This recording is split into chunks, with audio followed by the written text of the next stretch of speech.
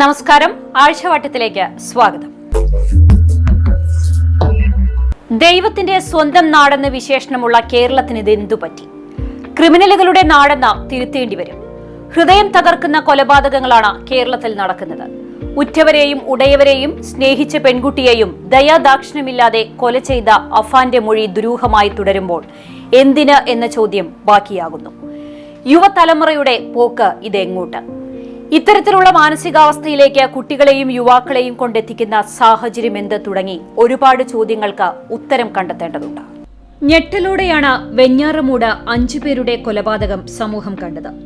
സ്വന്തം അനിയൻ, പിതൃമാതാവ്, പിതൃസഹോദരൻ, ഭാര്യ എന്നിവർക്ക് പുറമെ വിശ്വസിച്ച് സ്നേഹിച്ച പെൺകുട്ടിയെയും അതിക്രൂരമായി കൊല ചെയ്തു അർഫാൻ.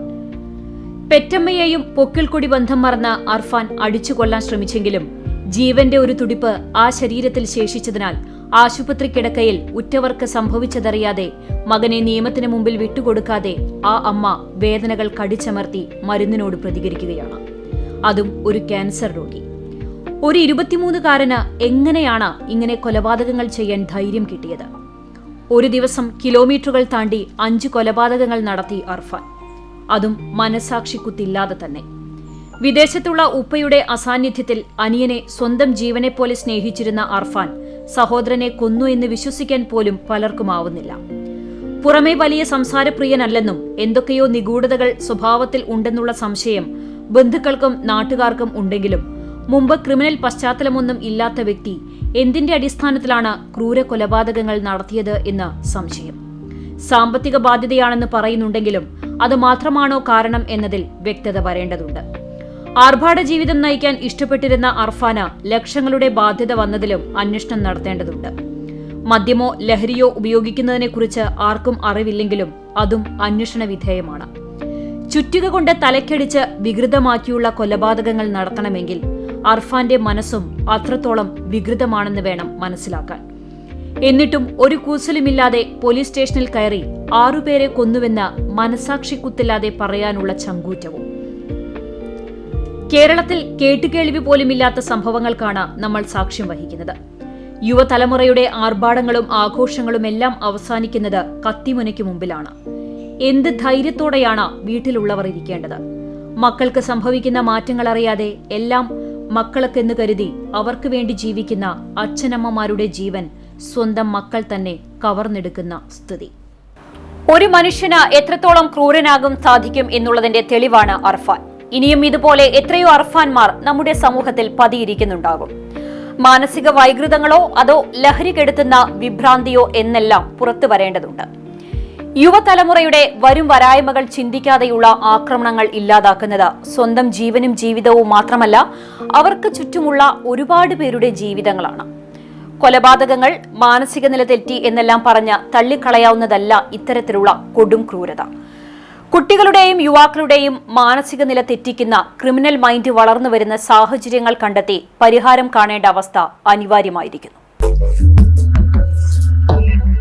യാത്രാ സൗകര്യപ്രദമായ റോഡ് എന്നത് യാത്രികരുടെ ആവശ്യമാണ്. അതിനായി അല്പം ബുദ്ധിമുട്ടിയാലും തരക്കേടില്ല. പക്ഷേ മറ്റൊരു കൂട്ടർക്ക് ഇത് ദുരിതമായാലോ? പറഞ്ഞു വന്നത് തൃശൂർ കുന്നംകുളം പാതയിൽ ഏർപ്പെടുത്തിയ വാഹന നിയന്ത്രണം മൂലം പണി കിട്ടിയത് കേബിൾ മേഖലയിലുള്ളവർക്കാണ്.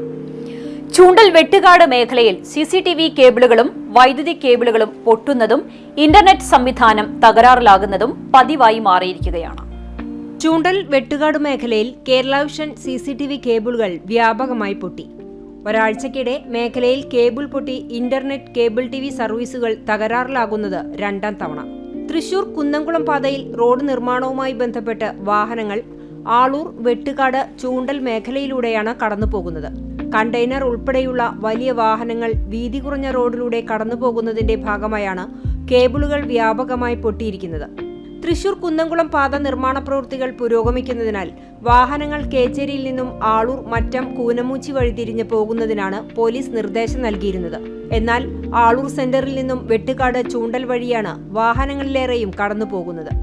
പ്രധാന റോഡുകളുടെ വീതിയില്ലാത്ത ഈ റോഡിലൂടെ കണ്ടെയ്നർ ലോറികൾ പോലെയുള്ള വലിയ വാഹനങ്ങൾ കടന്നുപോകുന്നതാണ് നിരന്തരമായി കേബിളുകൾ പൊട്ടുന്നതിന് കാരണമാകുന്നത്.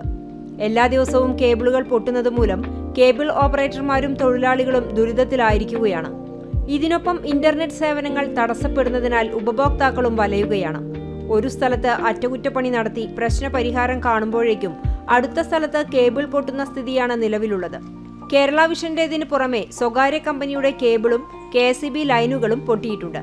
കഴിഞ്ഞ ദിവസം രാത്രി ആളൂർ വെട്ടുകാട് റോഡിലൂടെ കടന്നുപോയ കണ്ടെയ്നർ ലോറിയിൽ തട്ടിയാണ് റോഡിന്റെ വശങ്ങളിലായി സ്ഥാപിച്ച കേബിളുകൾ വ്യാപകമായി നശിച്ചിട്ടുള്ളത്.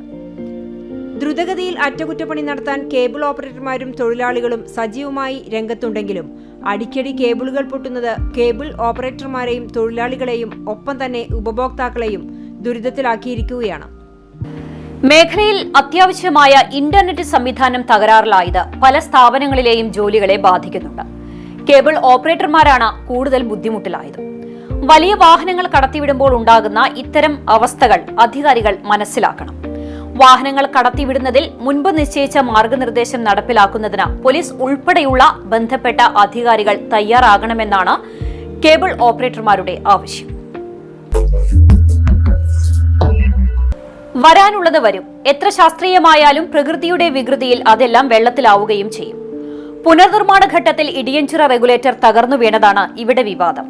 ശക്തമായ വേലിയേറ്റമാണ് ബണ്ട് തകരാൻ കാരണമായത് എന്നതാണ് വസ്തുത. എന്നാൽ കോടികൾ ചിലവഴിച്ച് ബണ്ട് നിർമ്മാണം നടത്തുമ്പോൾ അതിൽ അശാസ്ത്രീയത കാണിച്ച് ഫണ്ട് വെട്ടിച്ചുവെന്നാണ് കോൺഗ്രസ് ആരോപിക്കുന്നത്. ആരോപണം മാത്രമല്ല, കൃത്യമായ അന്വേഷണം വേണമെന്നും കോൺഗ്രസ് പറയുന്നു. ഇടിയഞ്ചിറ റെഗുലേറ്ററിന്റെ പുനർനിർമ്മാണത്തിന്റെ ഭാഗമായി ലക്ഷങ്ങൾ ചെലവഴിച്ച് താൽക്കാലികമായി നിർമ്മിച്ച ബണ്ട് തകർന്നു. വ്യാഴാഴ്ച പുലർച്ചെയാണ് ബണ്ട് തകർന്നത്. ഇതോടെ റെഗുലേറ്ററിന്റെ നിർമ്മാണം പ്രതിസന്ധിയിലായി. റെഗുലേറ്ററിന്റെ പടിഞ്ഞാറു ഭാഗത്തായാണ് ബണ്ട് നിർമ്മിച്ചിരുന്നത്. പുലർച്ചെ 1 മണിയോടെ ശക്തമായ വേലിയേറ്റത്തെ തുടർന്നായിരുന്നു സംഭവം. റെഗുലേറ്ററിന്റെ അടിയിൽ നിന്നും ചെളിയും മണ്ണും നീക്കാൻ ഉപയോഗിച്ചിരുന്ന മണ്ണുമാന്തി യന്ത്രവും വെള്ളത്തിനടിയിലായി. കോൺക്രീറ്റ് മിക്സിംഗ് മെഷീൻ ഉൾപ്പെടെയുള്ള അനുബന്ധ ഉപകരണങ്ങളും വെള്ളത്തിനടിയിലാണ്. 2 ആഴ്ച മുമ്പാണ് റെഗുലേറ്ററിന്റെ അടിയിലുള്ള മുഴുവൻ വെള്ളവും വറ്റിച്ച് നിർമ്മാണ പ്രവർത്തനങ്ങൾ ആരംഭിച്ചത്. അടിഭാഗം ആഴം കൂട്ടി ചെളി നീക്കി കോൺക്രീറ്റിംഗ് നടത്തി ബലപ്പെടുത്തുന്നതിനു വേണ്ടി 35 മീറ്റർ നീളത്തിലുള്ള കോൺക്രീറ്റിംഗ് കഴിഞ്ഞ ദിവസം നടന്നിരുന്നു. അനുബന്ധമായ കോൺക്രീറ്റിംഗും മറ്റു പ്രവൃത്തികളും തുടങ്ങാനിരിക്കവെയാണ് ബണ്ട് തകർന്ന് പ്രതിസന്ധി ഉണ്ടായിരിക്കുന്നത്. താൽക്കാലികമായി ബണ്ട് നിർമ്മിക്കുമ്പോൾ ഇതിലെ അശാസ്ത്രീയതയെക്കുറിച്ച് നാട്ടുകാർ ആശങ്ക പ്രകടിപ്പിച്ചിരുന്നുവെന്ന് മുസ്ലിം ലീഗ് നേതാവും ബ്ലോക്ക് പഞ്ചായത്ത് അംഗവുമായ ഷെരീഫ് ചിറക്കൽ പറഞ്ഞു. ഇടിയഞ്ചിറ റെഗുലേറ്റർ നവീകരണത്തിനിടെ ബണ്ട് തകർന്നത് വിജിലൻസ് അന്വേഷിക്കണമെന്നാണ് കോൺഗ്രസിന്റെ ആവശ്യം. മുരളി പെരുന്നെല്ലി MLAയും ബന്ധപ്പെട്ട ഉദ്യോഗസ്ഥരും കഴിഞ്ഞ ദിവസം സ്ഥലം സന്ദർശിച്ച് നിർമ്മാണ പ്രവർത്തനങ്ങൾ പുരോഗതി വിലയിരുത്തിയിരുന്നു. ഏപ്രിൽ അവസാനത്തോടെ നിർമ്മാണ പ്രവർത്തനങ്ങൾ പൂർത്തീകരിക്കാനാകുമെന്നാണ് പ്രതീക്ഷിച്ചിരുന്നത്. എന്നാൽ നിലവിലെ സാഹചര്യം മറികടക്കാൻ ഇനിയും ആഴ്ചകളോളം വേണ്ടിവരും. കാലാവസ്ഥ അനുകൂലമായ സാഹചര്യത്തിൽ നിർമ്മാണങ്ങൾ പുരോഗമിച്ചുകൊണ്ടിരിക്കെയാണ് ബണ്ട് തകർച്ച ഉണ്ടായത്. ബണ്ടാണ് നമ്മുടെ ഇടിയഞ്ചിറ പാലത്തുമ്പോൾ സാധാരണ ഒരു ബണ്ട് കിട്ടാറുണ്ട് ഈ ഉപ്പ് കയറാതിരിക്കാൻ.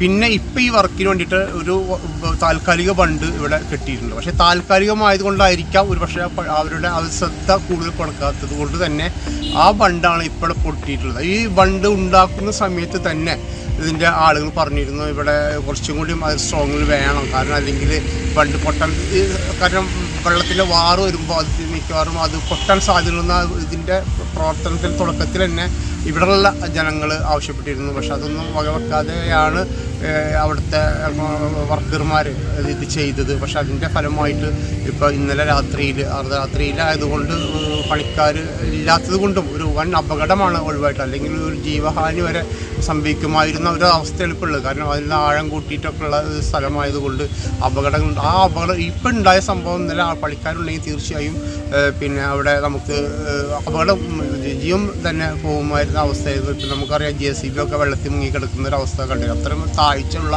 ഒരു സ്ഥലമാണിത്. എന്തായാലും 5.2 കോടി രൂപ ചിലവിട്ടാണ് ബണ്ട് നവീകരിക്കുന്നത്. വലിയ തുക ചിലവഴിച്ച് നിർമ്മാണ പ്രവർത്തനങ്ങൾ നടത്തുമ്പോൾ തന്നെ തകർന്നതിലെ അശാസ്ത്രത തെളിയണമെന്നാണ് ആവശ്യം. ഏപ്രിലിൽ പൂർത്തിയാകുമെന്ന വാക്ക് ഇനി എത്രത്തോളം പാലിക്കപ്പെടും എന്ന് കണ്ടറിയുകയും വേണം. ചെയ്യരുതെന്ന് പറഞ്ഞത് ചെയ്യുക എന്നത് ചിലരുടെ സ്വഭാവമാണ്. അതിന് ഏറ്റവും വലിയ ഉദാഹരണമാണ് മാലിന്യ നിക്ഷേപം. പൊതു ഇടങ്ങളിൽ മാലിന്യം വലിച്ചെറിയരുതെന്ന് അറിയാത്തവരല്ല ആരും. ഇനി വലിച്ചെറിഞ്ഞാൽ ഉണ്ടാകുന്ന നടപടിക്രമങ്ങളെക്കുറിച്ചും ബോധ്യമുണ്ട്. എന്നിട്ട് എന്ത് കാര്യം? പഠിച്ചതേ ചെയ്യൂ എന്ന് പറഞ്ഞ പോലെ. എന്തായാലും മാലിന്യ നിക്ഷേപം നടത്തിയവർക്ക് പണി കിട്ടി. ആളൂർ പുഴയിൽ മാലിന്യം വലിച്ചെറിഞ്ഞവരെ കണ്ടെത്തി. നടപടിയുമായി കണ്ടാണശ്ശേരി പഞ്ചായത്ത് ആരോഗ്യവകുപ്പ്. പഞ്ചായത്തും ആരോഗ്യവകുപ്പും സംയുക്തമായി നടത്തിയ പരിശോധനയിൽ മാലിന്യം അലക്ഷ്യമായി വലിച്ചെറിഞ്ഞവരെ കണ്ടെത്തി നടപടി സ്വീകരിച്ചു. കഴിഞ്ഞ ദിവസങ്ങളിൽ രാത്രിയുടെ മറവിൽ പരിസരവാസികളുടെ കണ്ണുവെട്ടിച്ച് പഴകിയ കാലാവധി കഴിഞ്ഞ ഒരുപാട് ഗുളികകളും മരുന്നുമാണ് ചാക്കിൽ കെട്ടി പുഴയിൽ വലിച്ചെറിഞ്ഞത്. പൊതുജലാശയങ്ങൾ മലിനപ്പെടുത്തുക മാത്രമല്ല, പൊതുജനങ്ങൾ കുളിക്കുകയും അലക്കുകയും ചെയ്യുന്ന പുഴയിൽ രാസസംയുക്തങ്ങളടങ്ങിയ മരുന്നുകൾ ഉപേക്ഷിച്ചതായി കണ്ടെത്തിയതിനെ തുടർന്നാണ് ആരോഗ്യവകുപ്പ് മിന്നൽ പരിശോധന നടത്തിയത്. പരിശോധനയിൽ ലഭിച്ച തെളിവുകളിൽ മാലിന്യം വലിച്ചെറിഞ്ഞത് ആളൂർ സ്വദേശിയും 7-ാം വാർഡിലെ സ്ഥിരതാമസക്കാരനുമായ രായമരിക്കാർ വീട്ടിൽ മുസ്തഫയുടെ ഉടമസ്ഥതയിലുള്ള കേച്ചേരി ആസ്ഥാനമായി പ്രവർത്തിക്കുന്ന പന്നിത്തടം റോഡിലെ ഇന്ത്യൻ ഫാർമസി എന്ന സ്ഥാപനത്തിൽ നിന്നാണെന്ന് അന്വേഷണത്തിൽ ബോധ്യപ്പെട്ടു. ഇതിനെ തുടർന്ന് അവരെ വിളിച്ചുവരുത്തി കൈയോടെ എടുത്തു മാറ്റിക്കുകയായിരുന്നു. തുടർന്നുള്ള അന്വേഷണത്തിൽ ചാക്കിൽ കെട്ടി പുഴയിൽ മാലിന്യം വലിച്ചെറിഞ്ഞത് ശ്രദ്ധയിൽപ്പെട്ടു. പരിശോധനയിൽ കൂനമുച്ചി സ്വദേശി തരകൻ ഫ്രാൻസിസ് എന്ന വ്യക്തി വീട്ടിലെ മാലിന്യമാണ് നിക്ഷേപിച്ചത് എന്ന് വ്യക്തമാകുകയായിരുന്നു. പള്ളിയിലെ സംഭാവന രശീതിയും തുണിക്കടയിലെ ബില്ലുകളുമാണ് മാലിന്യം തള്ളിയവരെ കണ്ടെത്താൻ ആരോഗ്യവകുപ്പിനെ സഹായിച്ചത്. ഇവർക്കെതിരെ നടപടി സ്വീകരിക്കുവാൻ ആവശ്യമായ റിപ്പോർട്ട് പഞ്ചായത്തിന് സമർപ്പിച്ചു. മാലിന്യം നിക്ഷേപിച്ചവരുടെ വിവരം നൽകിയ വ്യക്തിക്ക് പാരിതോഷികം നൽകുന്നതാണെന്ന് പഞ്ചായത്ത് അധികൃതർ അറിയിച്ചു. പൊതുജലാശയങ്ങൾ മലിനമാക്കുന്ന പ്രവൃത്തികൾ നടത്തുന്നവർക്കെതിരെ കർശനമായ നിയമ നടപടികൾ സ്വീകരിക്കാനാണ് അധികാരികൾ ജാഗരൂകരായി ഇരിക്കുന്നത്. ജലാശയങ്ങൾ മലിനമാക്കാനുള്ളതല്ല, വേനൽക്കാലത്ത് ജലക്ഷാമം രൂക്ഷമാകുമ്പോൾ പലർക്കും ആശ്വാസമാകുന്നതാണ് ജലാശയങ്ങൾ. അത് സംരക്ഷിക്കുക എന്നത് അധികാരികളുടെ മാത്രമല്ല, നമ്മുടെ ഓരോരുത്തരുടെയും ആവശ്യം കൂടിയാണ്. അത് മറന്ന് പ്രവർത്തിക്കാതിരിക്കുക. ആഘോഷങ്ങൾ അനിവാര്യമാണ്, ആർഭാടമാക്കുകയും വേണം. ഓരോ ആഘോഷങ്ങൾക്കായും എത്ര പണമാണ് പൊടിപൊടിക്കുന്നത്. ഉള്ളവന്റെയും ഇല്ലാത്തവന്റെയും വിയർപ്പാണ് ആഘോഷങ്ങൾ കളറാക്കുന്നത്. എന്നാൽ ആഘോഷങ്ങൾക്കൊപ്പം തന്നെ സഹജീവികളെ ചേർത്ത് നിർത്താൻ കൂടി കഴിഞ്ഞാൽ ആ നന്മ കാണാതെ പോകാനും സാധിക്കില്ല. ഇല്ലാത്തവന് താങ്ങാകാൻ എല്ലാവർക്കും സാധിക്കില്ല. അതിനും വേണം നന്മയുള്ള മനസ്സ്. പൂരാഘോഷത്തിനായി മാറ്റിവെച്ച തുക അർഹരായവർക്ക് നൽകി അവരെ കൂടി ചേർത്ത് നിർത്താൻ ഒരു കൂട്ടം ആളുകൾ കാണിച്ച ഈ മനസ്സിനിരിക്കട്ടെ ഒരു കയ്യടി. ആനയുടെ ഏക്കത്തുകയായ 5 ലക്ഷം രൂപ നിർധന കുടുംബത്തിന്റെ വീട് നിർമ്മാണത്തിന് നൽകി ചാലിശ്ശേരി നവയുഗ കമ്മിറ്റി മാതൃകയായി. മുലയംപറമ്പത്തുകാവ് പൂരത്തിന് ആനയ്ക്കായി നൽകേണ്ട തുകയാണ് ആലിക്കര വേങ്ങാട്ടുപറമ്പിൽ അജിതന്റെ കുടുംബത്തിന് സഹായമായി നൽകിയത്. കൂലിപ്പണി ചെയ്ത് കുടുംബം പോറ്റിയിരുന്ന അജിതൻ ഹൃദയാഘാതത്തെ തുടർന്ന് കഴിഞ്ഞ വർഷം മരണപ്പെട്ടിരുന്നു. 2 മാസം കഴിഞ്ഞ് സെപ്റ്റംബറിൽ പെരുമ്പിലാവ് അറക്കലിൽ ഉണ്ടായ വാഹനാപകടത്തിൽ അജിതന്റെ മൂത്ത മകൻ +1 വിദ്യാർത്ഥിയായ 15 വയസ്സുള്ള അതുൽ കൃഷ്ണയും മരിച്ചു. ഇതോടെ കുടുംബം മാനസികമായും സാമ്പത്തികമായും ദുരിതത്തിലായി. തുടങ്ങിവെച്ച വീടുപണി നിലയ്ക്കുകയും ചെയ്തു. കുടുംബത്തിന്റെ കഷ്ടപ്പാട് മനസ്സിലാക്കിയാണ് നവയുഗ കമ്മിറ്റിയിലെ 40ഓളം അംഗങ്ങൾ കുടുംബത്തിന് തണലായി മുന്നോട്ടു വന്നത്. ചിറയ്ക്കൽ കാളിദാസനെ 5,03,000 രൂപയ്ക്ക് ഏൽപ്പിച്ചിരുന്നു. വീടിന്റെ പണി പൂർത്തീകരിക്കാനായി ആനയെ ഒഴിവാക്കി ആ തുക വീട് പുനരുദ്ധാരണം നടത്താൻ തീരുമാനിച്ചു. അഡ്വാൻസായി ആനയ്ക്ക് നൽകിയ 20,000 രൂപ ആവശ്യമറിഞ്ഞപ്പോൾ ഉടമ കമ്മിറ്റിക്കാർക്ക് തിരിച്ചു നൽകി പിന്തുണ അറിയിക്കുകയും ചെയ്തു. പൂരാഘോഷം ശിങ്കാരിമേളത്തിൽ ഒതുക്കി. President MS Manu, secretary Sanoop, treasurer MK Sarath എന്നിവരടങ്ങിയ കമ്മിറ്റിയാണ് പ്രവർത്തനത്തിന് നേതൃത്വം നൽകിയത്. സാധാരണ കമ്മിറ്റിക്കാർ തമ്മിൽ വാദിച്ചാണ് പേരുകേട്ട ഗജവീരന്മാരെ കൊണ്ടുവരാനായി പണം ഒഴുക്കാറുള്ളത്. അങ്ങനെ പേരെടുക്കാമല്ലോ എന്ന് കരുതി അതും കേവലം ഒരു ദിവസത്തെ ആഘോഷത്തിനായി മാത്രം. ഈ ആഘോഷങ്ങൾ കഴിഞ്ഞാൽ പേരും പ്രശസ്തിയുമെല്ലാം അവിടെ തീർന്നു. എന്നാൽ ഒരു ജീവിതകാലം മുഴുവൻ ഓർത്തിരിക്കാൻ പറ്റുന്ന സഹായങ്ങൾ എന്നും നിലനിൽക്കുക തന്നെ ചെയ്യും. നിസ്സഹായരായവർക്ക് കഴിയാവുന്ന സഹായം നൽകിയാൽ അതിനേക്കാൾ വലുതായി എന്തുണ്ടെന്ന് ചുരുക്കം. ഇവർ ഒരു മാതൃകയാണ്. ഇനിയും ഇതുപോലുള്ള നന്മ പ്രവർത്തനവുമായി കൂടുതൽ പേർ മുന്നോട്ട് വരട്ടെ. ജലസംഭരണികൾ സംരക്ഷിക്കപ്പെടേണ്ടത് അനിവാര്യമാണ്. അതിനായി പദ്ധതി വകയിരുത്തുകയും തുക ചിലവഴിക്കുകയും ചെയ്യുക. എന്നാൽ മുടക്കിയ പണം ഉപകാരപ്രദമാകുന്നുണ്ടോ എന്ന് നോക്കാൻ മാത്രം ആളില്ല. ആർക്കുവേണ്ടി, എന്തുപകാരത്തിനു വേണ്ടി പണം വെള്ളത്തിൽ ഒഴുക്കുന്നു എന്ന് ചോദിച്ചാൽ അധികാരികൾക്ക് ഉത്തരം പറയാൻ മറുപടിയുമില്ല. അങ്ങനെ പണം ചിലവാക്കി നശിപ്പിക്കുന്ന ചിറയുടെ അവസ്ഥ കാണാം. സംരക്ഷിക്കപ്പെടാതെ നശിച്ചുകൊണ്ടിരിക്കുന്ന ജലസംഭരണിയാണ് എരുമപ്പെട്ടി പതിയാരം കാവാലൻ ചിറ. 1 കോടി രൂപ ഉപയോഗിച്ച് പുനരുദ്ധാരണം നടത്തിയെങ്കിലും തുടർ പദ്ധതികൾ ഇല്ലാത്തതിനാൽ ചിറ ഇപ്പോഴും ഉപയോഗപ്പെടാത്ത അവസ്ഥയിലാണ്. എരുമപ്പെട്ടി പഞ്ചായത്തിലെ ഏറ്റവും വലിയ ജലസംഭരണിയാണ് കാവാലൻ ചിറ. ചെളി നിറഞ്ഞും ചണ്ടി മൂടിയും ഉപയോഗിക്കാൻ കഴിയാതെ കിടന്നിരുന്ന ചിറ 1 കോടി രൂപ ചിലവഴിച്ചാണ് നവീകരിച്ചത്. 2015 MLA ആയിരുന്ന ബാബു എം പാലിശ്ശേരിയാണ് സഹസ്ര സരോവർ പദ്ധതിയിൽ ഉൾപ്പെടുത്തി ഇതിനാവശ്യമായ ഫണ്ട് അനുവദിച്ചത്. ചെളിയും പാറയും നീക്കം ചെയ്ത് ആഴവും വിസ്തൃതിയും വർദ്ധിപ്പിച്ചു. ചുറ്റുവശവും സംരക്ഷണ ഭിത്തി കെട്ടി ആളുകൾക്ക് കുളിക്കുവാൻ ഇറങ്ങുന്നതിനായി പടവും നിർമ്മിച്ചു. പതിയാരം കുന്നത്തേരി പാടശേഖരങ്ങളിലേക്ക് ജലസേചനം നടത്തി ഇരുപ്പ് കൃഷി പ്രോത്സാഹിപ്പിക്കുവാനും പ്രകൃതി വിനോദസഞ്ചാരികളെ ആകർഷിക്കുന്നതിനായി ഇരിപ്പിടങ്ങളോട് കൂടിയ ഉദ്യാനവും ജലവിനോദത്തിനായുള്ള സംവിധാനങ്ങൾ ഒരുക്കുവാനും തുടർ പദ്ധതി ആവിഷ്കരിച്ചിരുന്നു. എന്നാൽ പിന്നീട് ഇതിനുവേണ്ട നടപടികൾ അധികൃതർ കൈക്കൊണ്ടില്ല. തൊഴിലുറപ്പ് പദ്ധതിയിൽ ഉൾപ്പെടുത്തി ബലവൃക്ഷങ്ങളും റോസാപ്പൂക്കളും നട്ടുപിടിപ്പിച്ചെങ്കിലും പിന്നീട് സംരക്ഷിക്കാത്തതിനാൽ ഇവ നശിച്ചുപോയി.